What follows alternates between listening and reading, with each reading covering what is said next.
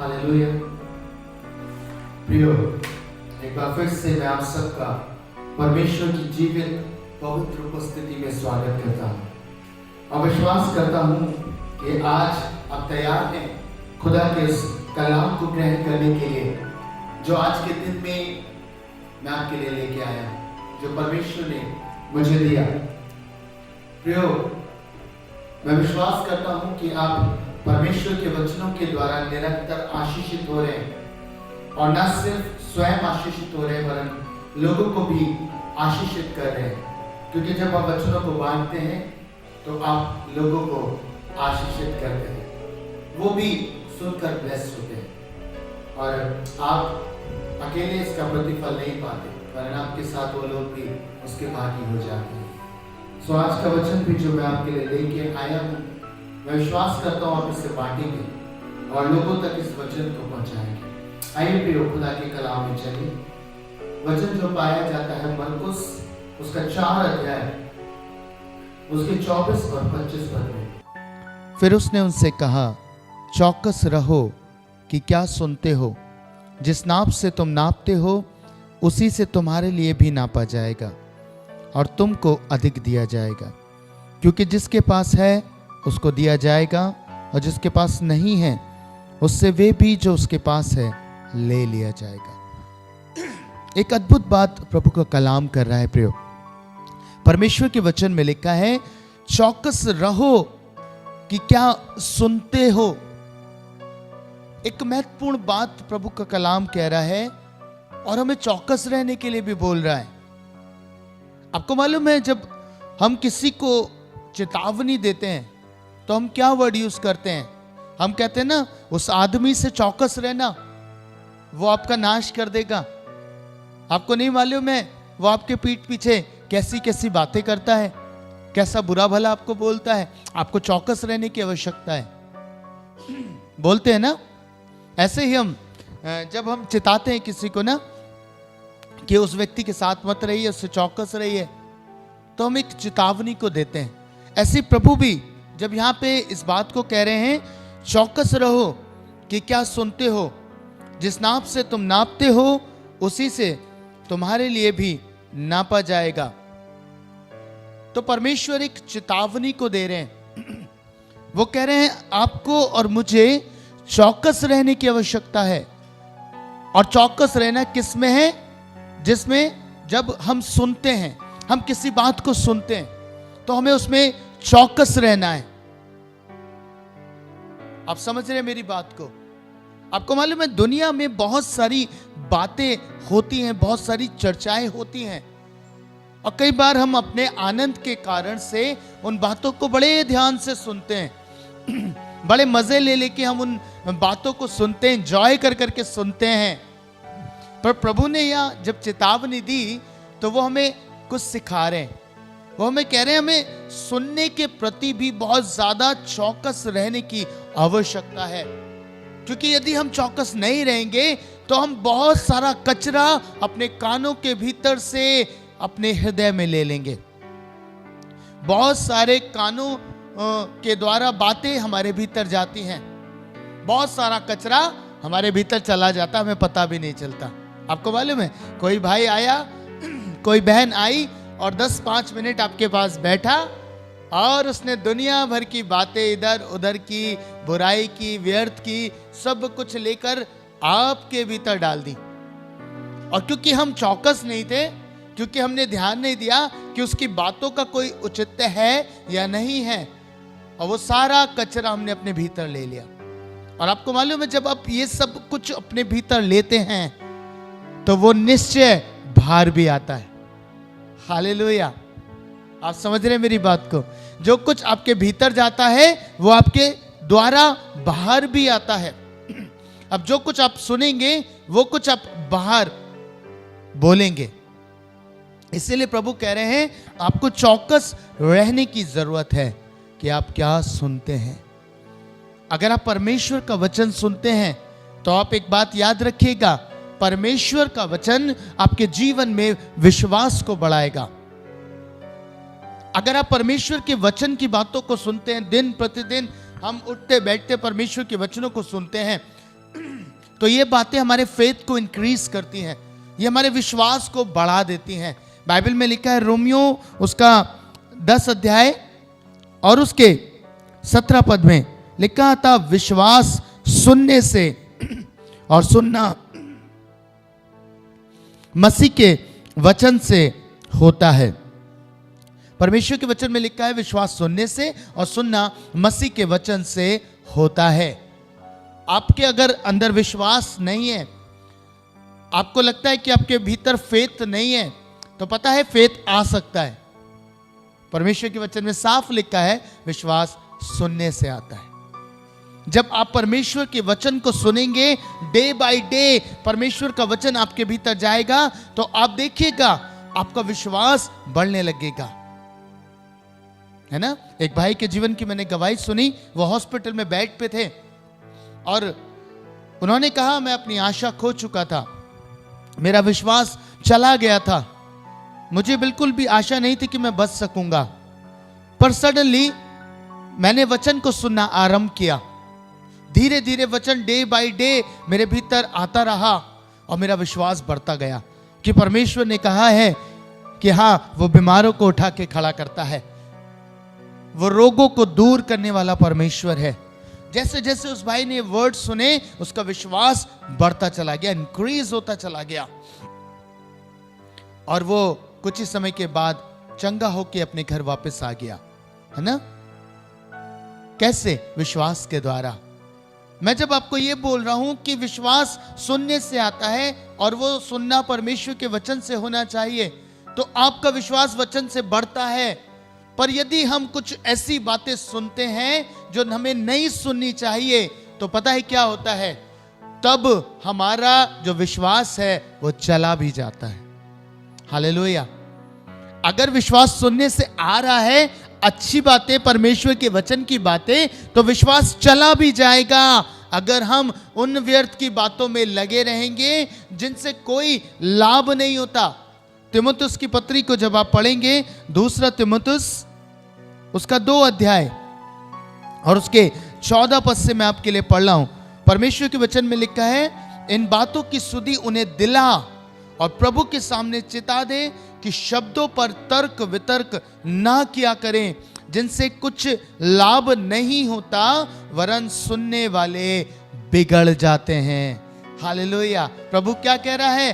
बोलने वाले नहीं बिगड़ेंगे, पर जो सुनने वाले हैं। अगर आपकी बातें व्यर्थ की हैं, आपकी बातें जो हैं उनका कोई औचित्य नहीं है और वो अविश्वास की बातें हैं, तो पता है परमेश्वर के वचन में लिखा है सुनने वाले बिगड़ जाएंगे।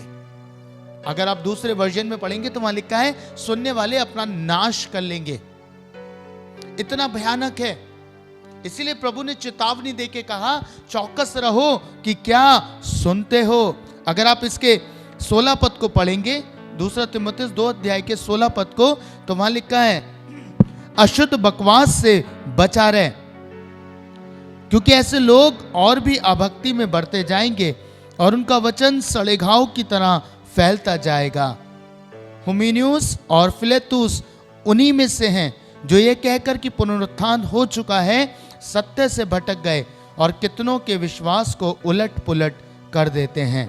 तो भी परमेश्वर की पक्की नींव बनी रहती है और उस पर ये छाप लगी है, प्रभु अपनों को पहचानता है और जो कोई प्रभु का नाम लेता है वह अधर्म से बचा रहे।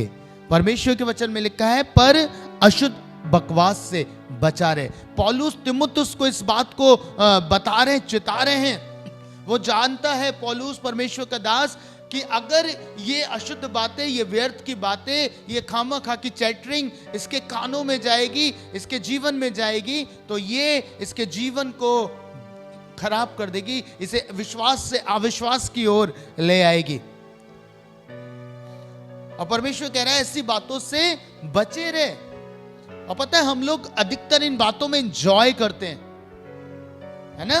बहुत से ऐसे लोग हैं प्रियो जो आपको परखने के लिए बाइबल से उठा के बहुत सारी बातों को करेंगे, है ना। उन्हें कोई चीज अर्जित नहीं करनी, वो सच्चे मन से प्रभु के वचन की खोज नहीं करते, पर वाद विवाद के लिए, तर्क वितर्क के लिए वो परमेश्वर के वचन को आपसे सुनेंगे, आपसे पूछेंगे बहुत सारी बातें।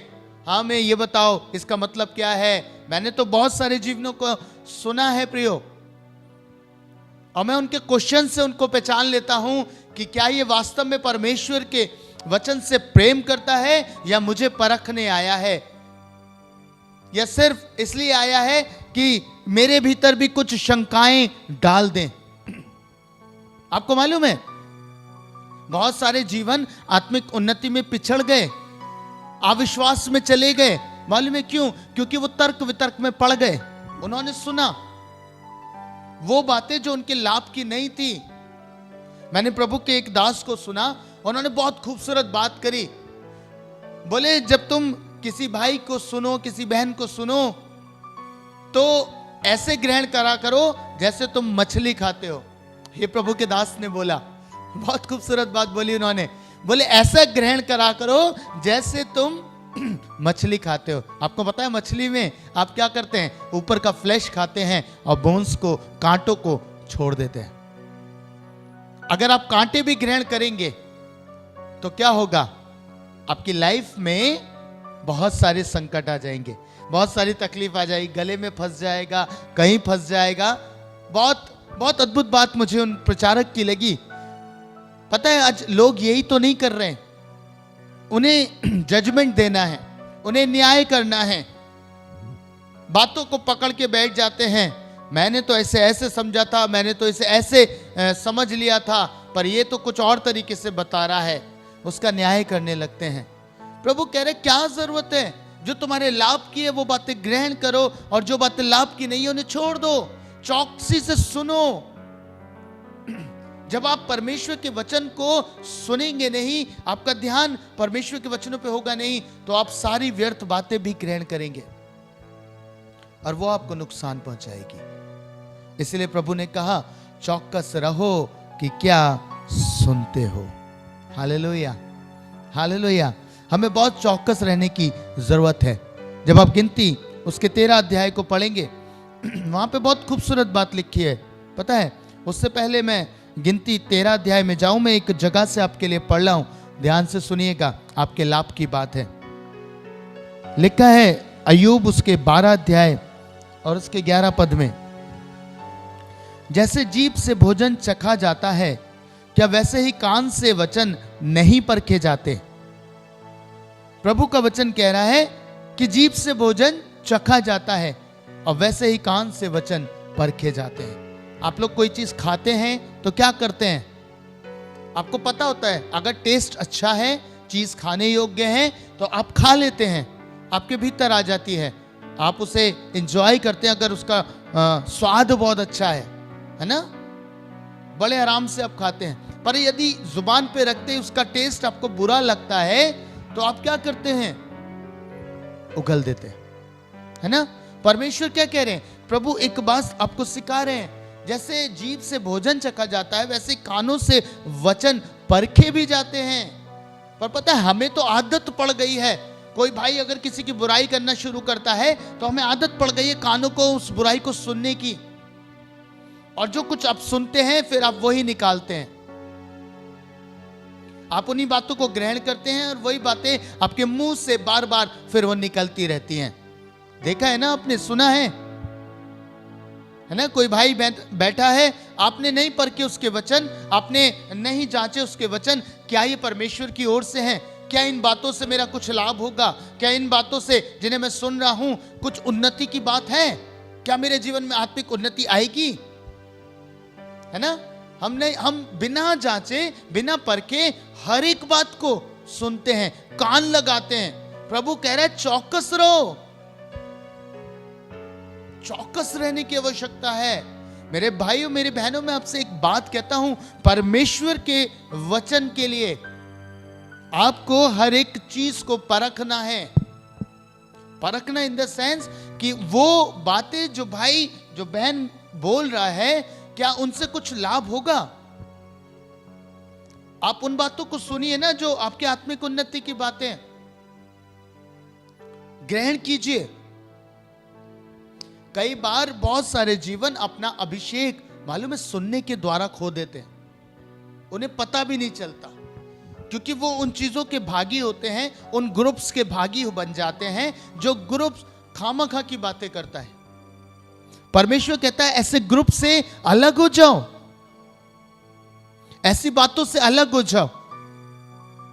होते ना कई बार हम ऐसे ग्रुप में पड़ जाते हैं, हम अच्छे खासे लाइफ में चल रहे थे, अच्छे खासे परमेश्वर के वचन में चल रहे थे, पर ऐसे ग्रुप के सहभागी हो गए जहां बातें ही व्यर्थ की हैं, जहां चर्चाएं ही व्यर्थ की हैं। और जैसे ही हम उनके भागी हुए, वही बातें जो उनकी होती थी वही बातें हमारी भी बन गई। पहले हमें आनंद नहीं मिलता था किसी भाई किसी बहन के पापों को प्रकट करने में, पर पता है उस ग्रुप के हम सहभागी हुए, उनके साथ संगति करी, तो अब हमारे भीतर भी वही सारी बातें आ गई। प्रभु कह रहा है इन वचनों को परखो, आपको अपनी संगतियां भी परखनी है। क्या संगतियां जो आपके पास हैं, क्या वो परमेश्वर की ओर से हैं? और अगर नहीं है तो परमेश्वर का दास एक बात कहता है, तीमुथियुस की पत्री को निकालिए वापस, दूसरा तीमुथियुस की पत्री वापस निकालिए, उसका 2 अध्याय, दूसरा तीमुथियुस उसका 2 अध्याय और उसका 22 पद। प्रभु का वचन क्या कह रहा है, ध्यान से सुनिए। लिखा है, जवानी की अभिलाषाओं से भाग, और जो शुद्ध मन से प्रभु का नाम लेते हैं उनके साथ धर्म और विश्वास और प्रेम और मेल मिलाप का पीछा कर। क्या कह रहा है प्रभु? कह रहा है जवानी की अभिलाषाओं से भाग। जो जवानी की अभिलाषाएं हैं जो तुझे पाप में लेके जाती हैं, वो बातें जो तुझे व्यर्थता की ओर लेके जाती हैं, उनसे भाग। और किस संगति में जाने की बात कर रहा है प्रभु का वचन? कह रहा है जो शुद्ध मन से प्रभु का नाम लेते हैं, जिनके हृदय प्योर हैं, जो हर समय परमेश्वर का नाम शुद्ध मन से लेते हैं, अर्थात शुद्धता से लेते हैं, जिनकी जुबानों पर प्रभु का नाम निरंतर बना रहता है, जो शुद्ध हृदय से प्रभु की सेवकाई करते हैं, जो दिन रात परमेश्वर के कामों में लगे रहते हैं, जो प्रभु की खोज में लगे रहते हैं, शुद्ध मन से प्रभु का नाम लेते हैं, उनके साथ, हालेलुया, आपको प्रभु बता रहा है आपकी संगति कैसी होनी चाहिए। अगर आप चाहते हैं कि आप अच्छी बातों को सुने, परमेश्वर के वचन को सुने, तो आपको अपनी संगति पे सबसे ज्यादा ध्यान देने की जरूरत है। आशा मैं आपसे कहना चाहता हूं प्रियो, आपको ये परखने की जरूरत है कि आप किन संगतियों का हिस्सा हैं, किन जगहों पे आप जाते हैं, किन स्थानों पर आप बैठते हैं, उनकी जो गॉसिप्स हैं, उनकी जो बातें हैं वो कैसी हैं। प्रभु कह रहा है अगर वो खामखा की बातें, व्यर्थ की बातें हैं, वो बातें हैं जो आपके विश्वास को कम कर रही हैं, जो आपको प्रभु से दूर कर रही हैं, तो ऐसी संगतियों से भाग जाओ, अलग हो जाओ। और कैसी संगतियों में मिल जाओ? जो शुद्ध मन से प्रभु का नाम लेते हैं। हालेलुया। कह रहा है उनके साथ मिलो। प्रभु का वचन आपको अच्छी संगति बता रहा है, वो संगति जो शुद्ध मन से प्रभु का नाम लेती है, जिनके हृदय शुद्ध हैं, जो निरंतर परमेश्वर के वचनों की बातें करते हैं। कह रहा है उनके साथ धर्म, विश्वास और प्रेम और मेल मिलाप का पीछा करो। हालेलुया। समझ पा रहे? अगर आप चाहते अच्छी बातें आपके हृदय में जाएं, आपके कानों में जाएं, और जो चेतावनी प्रभु दे रहा है आप उसको स्वीकार करके आगे बढ़ना चाहते हैं, तो सबसे पहले एक उत्तम संगति आप देखिए। समझ रहे मेरी बात? उत्तम संगतियों को आपको खोजना पड़ेगा। उन स्थानों पर जाइए जहां प्रभु का नाम ईमानदारी से, शुद्धता के साथ लिया जाता है, जो प्रभु का नाम लेते हैं। प्रभु कह रहे हैं उन जगहों से हट जाओ, उन संगतियों से हट जाओ जो तुम्हें विश्वास में गिरा रहे हैं, जो दिन रात तुम्हारे कानों में भर रहे हैं, कुछ ना कुछ दिन रात लगे पड़े हैं आपके कानों में बुराइयां भरने में, व्यर्थ बातें भरने में, इसमें और उसमें दोष ढूंढने में। वो प्रभु का दास ऐसा है, वो परमेश्वर का दासी ऐसी है। अरे क्या करना है आपको? उस दास और उस दासी का न्याय परमेश्वर करेगा। आप क्यों ढूंढने में लगे हुए हैं कमियां? बस आप अपने लाभ की बात देखिए ना, जो प्रभु ने आपके लिए रखा है उसे ग्रहण करिए। बाकी सबको बाहर निकाल दीजिए। समझ रहे हैं? परमेश्वर कह रहा है आपको अच्छी संगति का चुनाव सबसे पहले करना है। जब आप अच्छी संगति में रहेंगे तो बिल्कुल आवश्यक है कि वो अच्छी बातें आप ग्रहण करेंगे, आप सुनेंगे। और जब आप अच्छा सुनेंगे, वो बातें जो सकारात्मक होंगी, वो बातें जो विश्वास में आपको बढ़ाएंगी, आप देखिएगा आपकी आत्मिक उन्नति होना आरंभ हो जाएगी। हालेलुया। पर अगर ऐसा नहीं है, आप चौकस नहीं है, आप सारी चीजों को अपने कानों के द्वारा भीतर आने दे रहे हैं, अलाउ कर रहे हैं, परख नहीं रहे वचनों को, तो पता है क्या होगा? गिनती 13 अध्याय को जब आप पढ़ेंगे तो वहां पे परमेश्वर का वचन कुछ बताता है। गिनती उसका 13 अध्याय, आपको मालूम है मूसा ने कुछ भेदियों को भेजा भेद लेने के लिए, है ना? कहा जाओ उस जगह का भेद ले आओ और क्या स्थिति है मुझे बताओ, है ना? आप सबको मालूम है 12 लोग उस स्थान पर भेद लेने के लिए गए जिसमें कालेब और यहोशू भी था। और जब वो उस जगह का भेद लेके लौटते हैं तो लोग आके मूसा को बताते हैं, कहते हैं जो तूने हमें देश देखने भेजा वो बहुत उत्तम है, दूध और मधु की धाराएं बहती हैं वहां पे, है ना? वहां का वो गुच्छा भी लेके आए थे अंगूर का और वो भी दिखाते, कहते हैं ये वहां की उपज है, ये बहुत अच्छी है, सब कुछ बहुत अच्छा है। पर यहाँ पे रुक के वो कुछ और बात करते हैं। मालूम है क्या कहते हैं? कहते हैं हमने वहां अनाक वंशियों को देखा, वहां पे हमने बड़े डिलडॉल वाले लोगों को देखा है और वो ऐसा नगर है जो अपने लोगों को खा जाता है, मार देता है, उसकी शहर पर ना बड़ी दृढ़ है। ये सारी बातें उनके मुख से निकल रही थी और यहोशू और कालेब इस बात को समझ गए कि ये जो कुछ बोल रहे हैं, क्योंकि वो परमेश्वर के साथ रहने वाले लोग थे, वो जानते थे कौन सी बातें ग्रहण करनी है, कौन सी नहीं करनी है। आपको मालूम है ये प्रजा को रोक देते हैं, कहते अब तुम बस करो, हमारी सुनो। बोले हमें ताकत है कि हम जाकर अभी चढ़ाई करें और उस नगर को जीत लेंगे। पर पता है ये जो लोग जो साथ में गए थे वो फिर से अपनी बात को आरंभ करते हैं और कहते हैं, जब आप 13 अध्याय के 32 पद को पढ़ेंगे तो वहां लिखा है, और उन्होंने इजरायलियों के सामने उस देश की जिसकी भेद उन्होंने लिया था ये कहकर निंदा भी की, वह देश जिसका भेद लेने को हम गए थे ऐसा है जो अपने निवासियों को निगल जाता है, और जितने पुरुष हमने उसमें देखे वे सब के सब बड़े डीडॉल के हैं। फिर हमने वहां नपीलों को अर्थात नपीली जाति वाले अनाक वंशियों को देखा और हम अपनी दृष्टि में उनके सामने टिड्डी के समान दिखाई पड़ते थे और ऐसे ही उनकी दृष्टि में मालूम पड़ते थे। बाइबल में लिखा है ये वहां का उस स्थान का बखान करने लगे और ये जो डर कैरी करके ले आए थे, इन्होंने जो डर अपने भीतर कैरी किया था, आपको मालूम है इन शब्दों के द्वारा, इन बातों के द्वारा जो ये वचन इन्होंने बोले, क्या हुआ इसका प्रभाव? ये डर कुछ इम्पार्ट हो गया। मालूम है आगे लिखा है 14 अध्याय के पहले पद में, तब सारी मंडली चिल्ला उठी और रात भर वे लोग रोते ही रहे और सब इजरायली मूसा और हारून पर बुड़बुड़ाने लगे। आपको मालूम है ये इजरायली कच्चे कानों के थे, जो कुछ सुना ग्रहण कर लिया। यहोशू और कालेब की बात नहीं समझ में आई इन्हें, पर इन लोगों की बात समझ में आ गई, है ना? कई बार हमारे साथ यही होता है, उनके अंदर जो डर था वही इम्पार्ट कर दिया। ये कान इनके खराब थे, चौकस नहीं थे सुनने में, कानों के द्वारा वो भय इनके भीतर आ गया, वो डर इनके भीतर आ गया। अब पता है ये भी डरने लगे, रोने लगे, बुड़बुड़ाने लगे मूसा और हारून पे, कहने लगे इससे तो हम मिस्र में ही भले थे।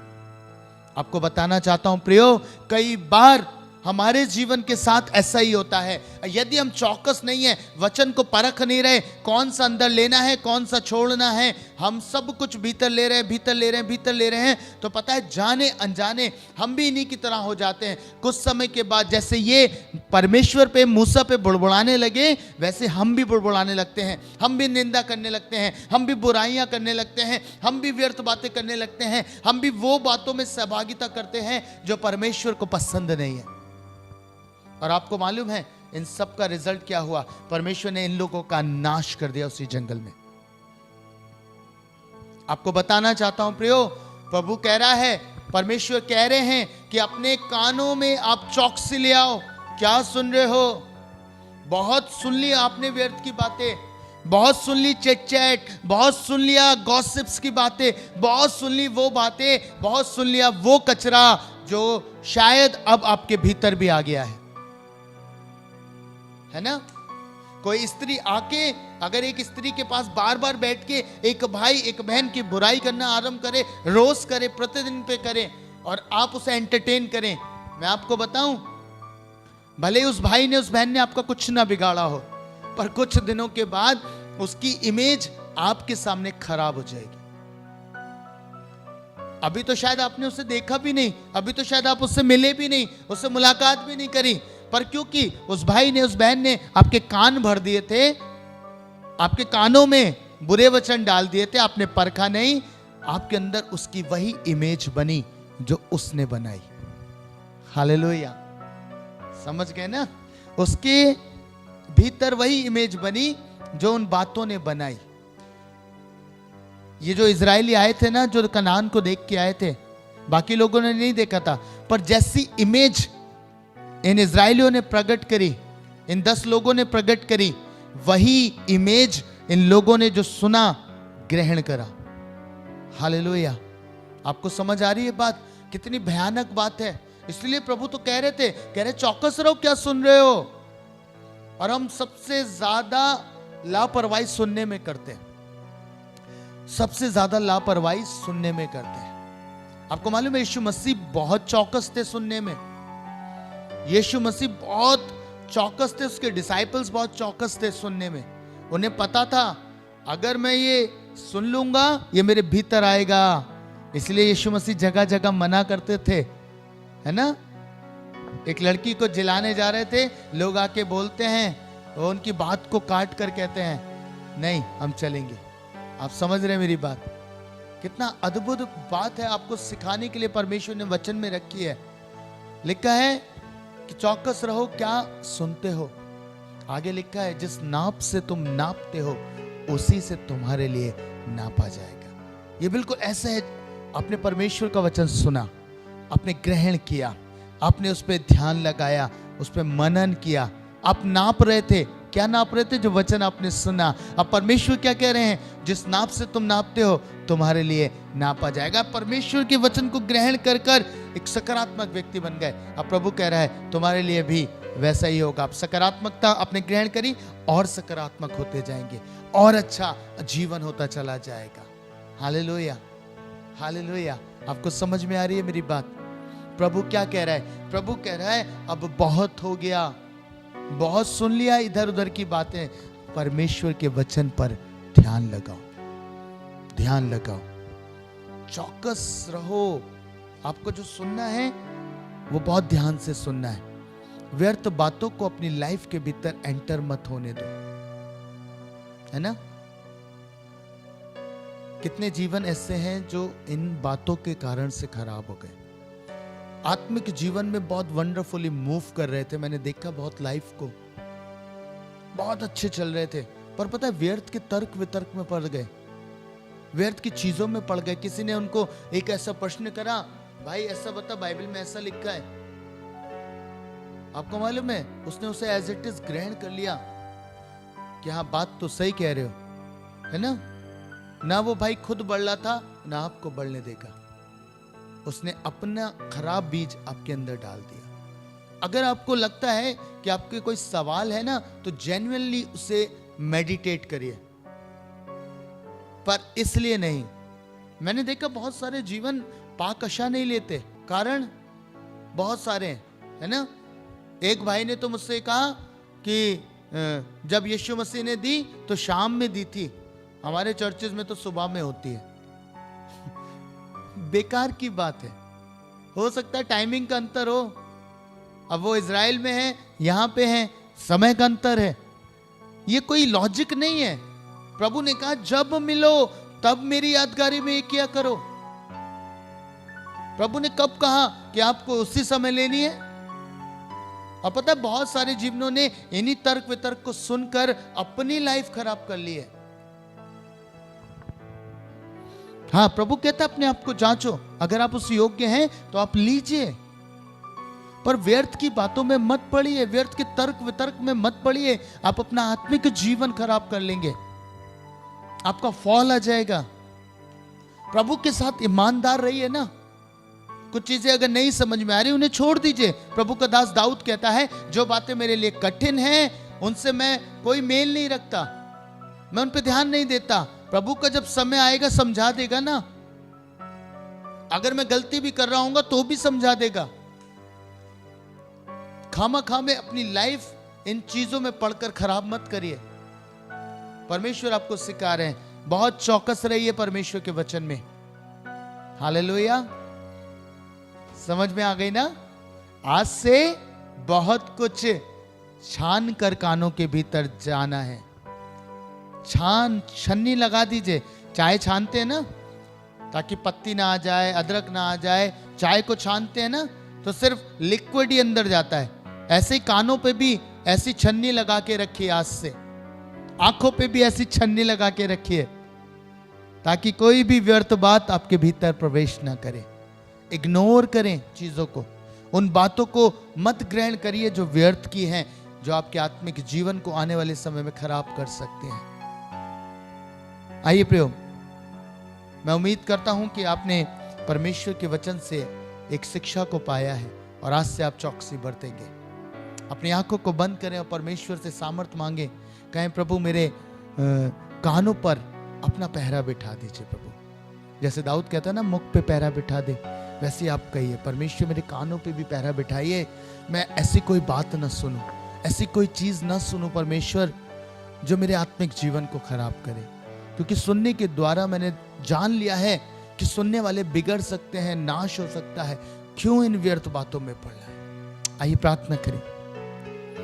महान सामर्थी परमेश्वर, एक बार फिर से आपका धन्यवाद करता हूं। प्यारे प्रभु यीशु, धन्यवाद करता हूं कि आपने उन लोगों को ये वचन दिया, चौकस रहो क्या सुनते हो। हाँ प्रभु, आप चेतावनी दे रहे थे क्योंकि सुनने के द्वारा बहुत सारी व्यर्थ बातें हमारे भीतर आ सकती हैं। हाँ प्रभु, नकारात्मक विश्वास आ सकता है, अविश्वास आ सकता है। प्रभु प्रिय पिता, मैं चाहता हूं आज से अपने लोगों को समझ दे, अच्छी संगति दे प्रभु। ये शुद्ध मन वाले लोगों के साथ धर्म, विश्वास, प्रेम और मेल मिलाप का पीछा करें परमेश्वर। अच्छे मन से, शुद्ध मन से प्रभु आपके पीछे चले। प्रिय पिता, मेरी प्रार्थना है आज से ये वचन इनके लाइफ के भीतर बना रहे, जो जीवन के भीतर बना रहे और ये इसमें बढ़ते चले जाए। प्रभु यीशु के नाम में आमीन।